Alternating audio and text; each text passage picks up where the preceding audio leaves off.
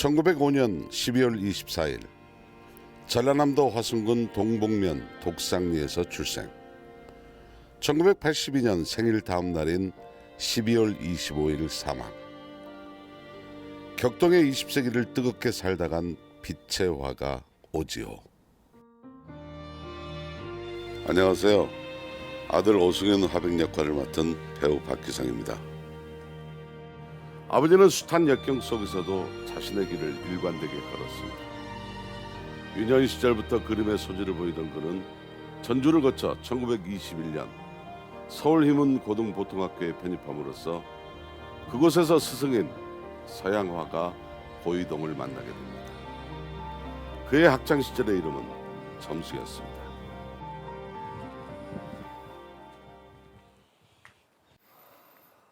점수야, 선생님, 뭘 그렇게 뚫어지게 쳐다보고 있는 거니?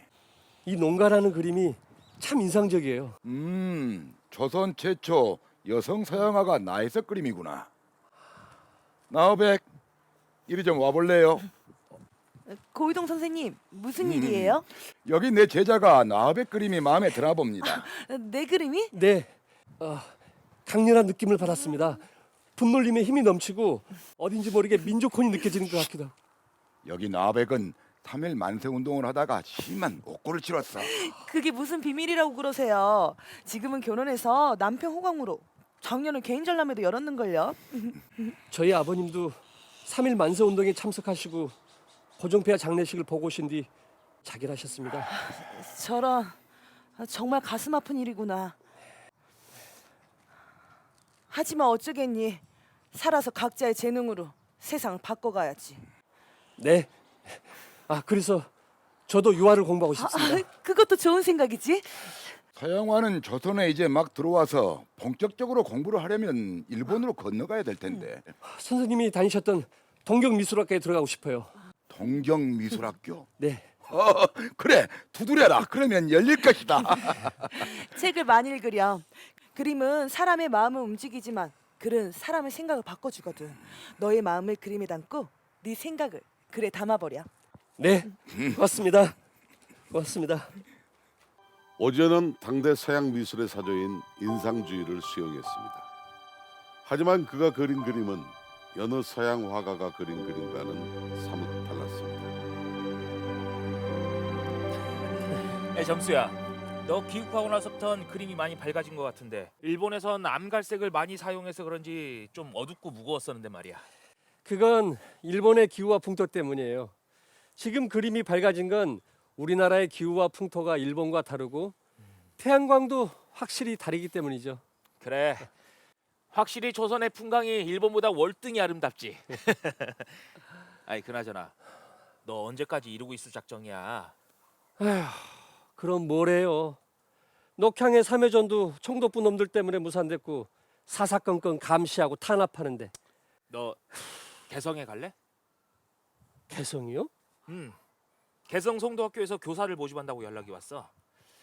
개성이 옛부터 상인의 도시라 총독부도 함부로 못한 곳이지. 아니, 그런 곳이라면 너도 마음 편하게 작업할 수 있을 거야. 그래요. 몸이 근질근질하던 차에 잘 됐네요. 갈게요. 그래, 잘 생각했다. 아, 나 이번 7월에 만주에 갈 건데 거기도 같이 가자. 만주? 바람도 좀 쐬고 풍광도 좀 느껴보고 좋잖아. 네, 항상 고마워요. 고맙긴 뭘. 형. 앞으로 나를 지호라고 불러줘요. 갈지 호수호. 내가 지은 거야. 오지호. 오, 그거 이름 좋은데? 오지호. 1935년부터 시작된 안정적인 개성 생활은 오지호로 하여금 한국적 인상주의를 정립해 나가는 시간이 되었으며 본격적으로 작품에 전념할 수 있는 기회가 되기도 했습니다. 요즘 볕이 너무 좋아요. 그거 움직이지 말아요. 봄 아지랑이가 너무 간질거리잖아요. 지호 안에 있나? 아이고, 제수 씨도 계셨네요. 오셨어요? 방금 일어나려고 했어요. 두 분이서 환단 나누세요. 차라도 내올게요. 야, 이거 그림에서 사랑이 듬뿍 묻어나는 걸. 응? 발그레한 두 볼이나 무릎 위에 포개진 두 손이나 조선 여인의 아름다움이 그대로 표현되고 있어. 갑자기 개성까지 오시고 무슨 일 있어요? 아, 저번에 말했던 화진 말이야. 그거 준비하자. 하지만 우리 그림은 색채를 담을 수 없으면 아무 의미도 없는데. 그 칼라 화집은 힘들다고 했잖아요. 아직 일본에서도 만든 적 없다고. 방법을 찾았으니까 일단 화집에 수록할 그림을 준비하자고. 그래요? 아, 잘 됐네요. 그럼 빨리 그림을 더 그려야겠네요. 그래도 당장은 힘들어. 한 1년은 자꾸 준비해야지. 아, 그럼 혹시 화집 말미에 글을 좀 넣을 수 있을까요? 글? 네. 그동안 생각했던 순수 회화론을 정리해서 싣고 싶어요. 순수 회화론. 오, 그거 좋은 생각이다. 야, 이거 벌써부터 김주경, 오지호의 2인 화집이 기대가 되는 걸. 응? 아, 칼라 화집이라 벌써부터 심장이 뛰네요.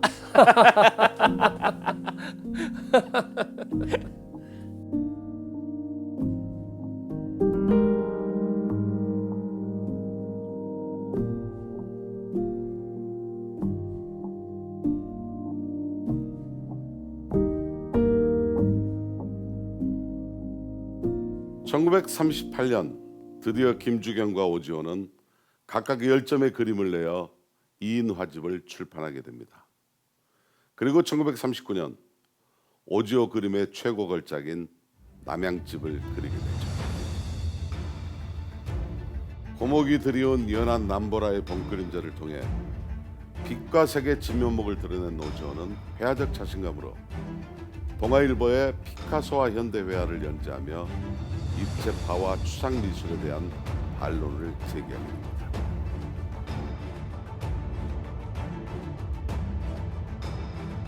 오지호입니다. 피카소가 입체파 그림을 그리게 된 원인은 내적, 외적 두 가지로 생각할 수 있으니 내적은 그의 괴팍한 성격이요 외적은 그를 용납한 세상의 우매함이다. 김주경입니다.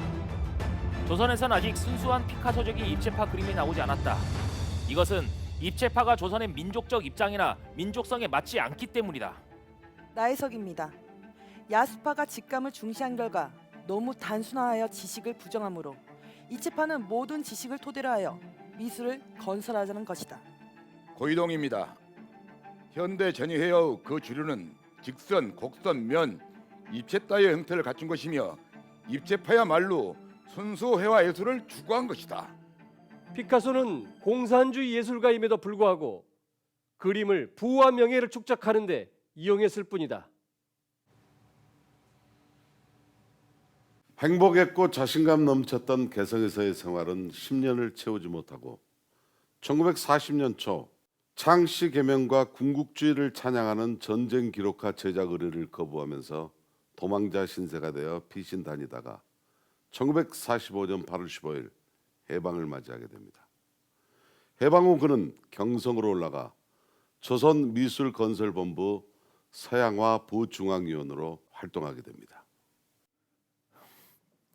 고이동 중앙위원장님, 저희 조선미술건설본부는 조선미술의 통일적 신건설을 내세우며 출범을 했습니다. 그 취지에 맞게 조선 프롤레타리아 미술동맹과 동합을 추진하는 게 바람직하다고 생각합니다. 김주경 서양화 위원장, 조선 플로레타라 미술 동맹의 경우 너무나 사회주의 이념을 내세워 정치적인 성향이 강합니다. 선생님, 민주주의 국가의 실현이 새로운 민족 미술의 수립을 가능케 하기 때문에 우리 미술인들도 민족 전선의 일익으로 문화 투쟁에 참여해야 합니다. 아니 그럼 왜 저를 미술건설본부 위원장으로 추대하셨어요? 이런 식이면 조선 미술건설본부 존립의 의미가 없을 것 같군요.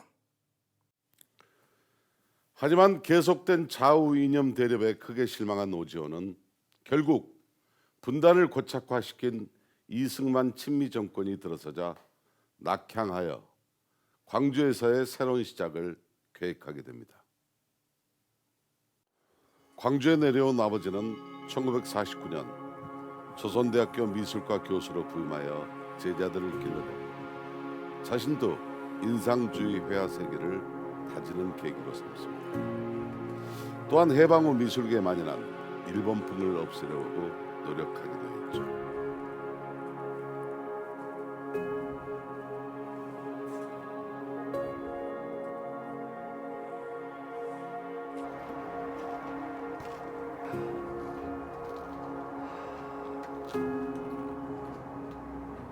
그러던 중 1950년 6월 25일 한국 전쟁이 일어나고 그에게 시련의 시기가 다가옵니다. 발치산 출판부원으로 활동하던 중 1952년 1월 백운산에서 군경 합동 작전 시에 검거되어 수용소 생활을 하게 됩니다. 다행히 강제 부역이었음이 인정되어 풀려난 그는 1953년 대학에 복직을 하고 조선대학교 교수 사택이었던 지산동 초가에 정착하게 됩니다. 선생님, 연락 받고 왔습니다. 직순이 어서 오게. 교직을 그만두신다는 소식을 들어서요. 자네가 내 뒤를 이어 조선대학교 학생들을 지도해 주게. 선생님, 세상이 바뀌었습니다.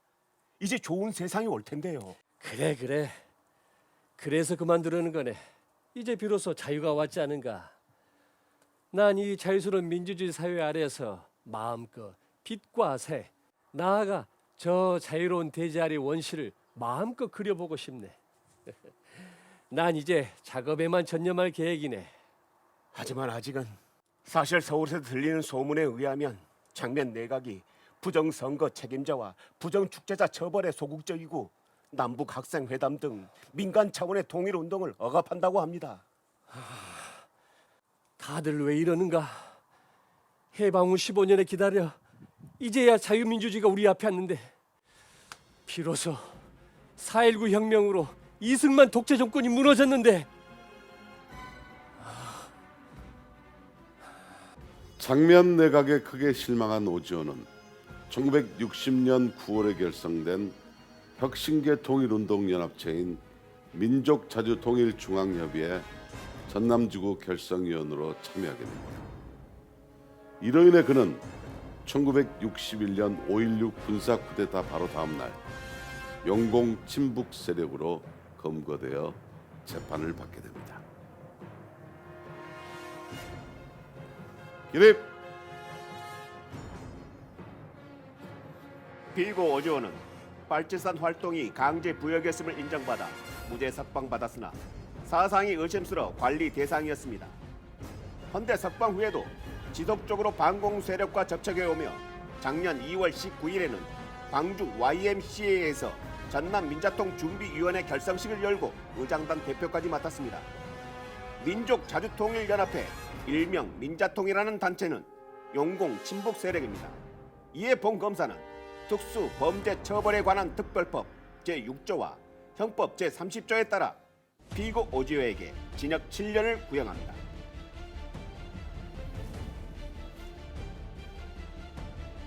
그 후 증거 불충분으로 무죄 판결을 받아 살벌했던 혁명 재판을 빠져나오게 됩니다. 하지만 그 과정에서 큰 곤욕을 치르고 좌절을 맛보면서 한동안 화풍의 변화는 이뤘고 암울한 청해색조의 분위기로 표출되었습니다. 그 대신 1960년대 후반 그의 그림들이 보여주듯 구도는 단순해지고 속도감 넘치는 붓터치로 격정을 실어내었습니다. 1967년도 작품 항구는 너른 붓질과 감정에 맡긴 필력에 오지호 화풍의 새 변화를 뚜렷이 보여줍니다. 한편 광주천에서 본 1969년 작품 무등산은 청명한 빛의 파스텔톤 색감을 회복했습니다. 회화란 자연에서 감각되는 생명의 근원인 빛을 회화의 본질인 색채로 표현한 것이다. 1969년작 만추를 통해 보면 적황의 색조를 되찾았으며 한국의 계절색에 심취해 있었던 것으로 보입니다. 그리고자 하는 대상이 마음 안으로 들어올 때 그 대상은 벌써 현실의 자연과 다른 곧 변개된 자연이고 이런 인간 심경의 작용이 창조의 본능이다. 이에 형상 변형의 되포름이 가능한 것이다. 1970년대는 오지호 그림의 절정기라고 부를 수 있습니다. 두 번의 유럽 여행을 통해서 구성력과 색채감은 더욱 풍성해졌고 색채와 구성을 통한 남도의 생명감 넘치는 표현주의를 완성시킨 시기이기도 합니다. 이러한 왕성한 활동 중에도 오지호의 민족주의 사상의 실천은 멈추지 않았습니다.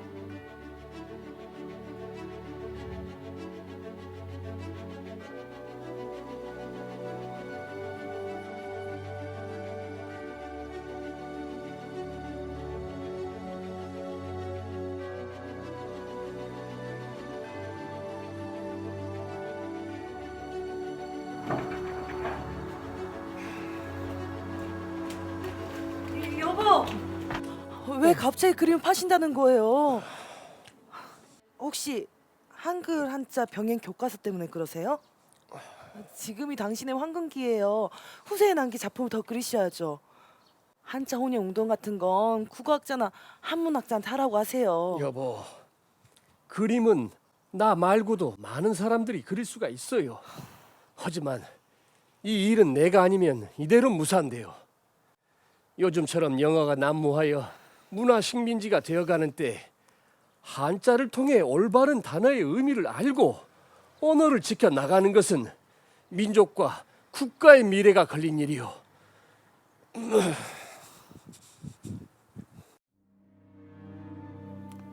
1980년 오지원은 아프리카로 작품 여행을 떠납니다. 이집트로 가기 위해서 그리스로 향하는 도중 5.18 광주 민중항쟁의 얘기를 듣게 되고 깊은 한숨과 말수가 적어지고 식사도 제대로 하지 못하면서 결국 일정을 취소하고 귀국길에 오릅니다. 함께 동행했던 송영화백은 광주는 위대한 곳이야. 광주 시민은 위대한 사람들이야 라며 눈가에 물기가 어리는 것을 보았다고 합니다.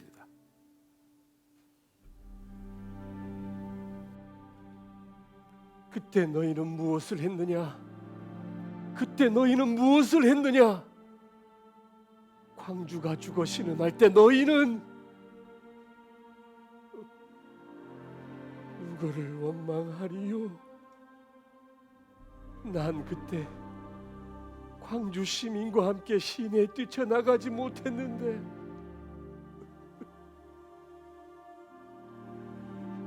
민족 미술을 위한 예술가의 사회적 실천과 한국적 인상주의 미술 정착의 선구자적인 역할을 했던 오지원은 한국의 아름다운 풍광에 대한 주체적 표현과 회화 이론을 정립한 큰 성과를 남겼습니다. 빛과 색채로 밝고 생동감 넘치는 자연을 재창조해냄으로써 남도 서양화단의 뿌리가 되었으며 더 나아가 한국 서양화단의 거목으로서 지금까지 그의 정신이 이어져 오고 있습니다. 빛의 화가 오지요. 오늘 문득 그가 보고 싶습니다.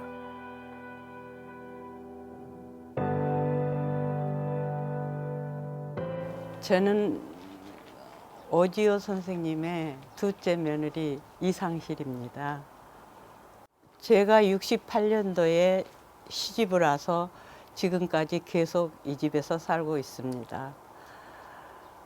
그 이유는 이 집도 지켜야 할 의무도 있지만은 이 집을 너무 좋아하고 사랑하기 때문에 저는 즐거운 마음으로 이 집을 돌보면서 화초를 가꾸면서 옛날에 아버님이 하셨듯이 저도 화초를 가꾸면서 이 집에서 살고 있습니다. 아버님은 작업을 일하시는 데는 철저하셨습니다. 오전 11시부터 오후 1시까지 작업을 하셨는데 작업하신 동안에는 하실에 계속 계셨죠. 작업이 끝나시고 나면은 수도가에서 손수 붓을 빠르셨는데 그때는 아무에게도 맡기시지 않았습니다. 그건 붓 사이에 낀 채색이 조금이라도 남아 있으면은 다음 그림 그릴 때 그 색깔이 배어 나오기 때문에 철저하니 붓을 손수 빠르셨습니다. 이 집은 본래 아버님 댁이 아니라 조선대학교 사택이었습니다. 아버님이 작고하시자 조선대학교 재단 측에서 이 집을 반환을 원했습니다. 그러나 이 집은 아버님이 사랑하시고 또 생활하셨기 때문에 또 하실은 직접 지으셨기 때문에 미술사학적으로 우리나라 미술사학적으로 꼭 보존 유지되어야 된다는 사명감을 가지고 저희는 이사장님을 찾아뵈서 이 집을 매입하게 됐습니다. 이곳이 아버님의 정신과 혼이 깃들어 있는 장소이기 때문에 미래 세대들에게 정서적으로 안정이 되고 또 연구할 수 있는 장소가 되었으면 좋겠습니다.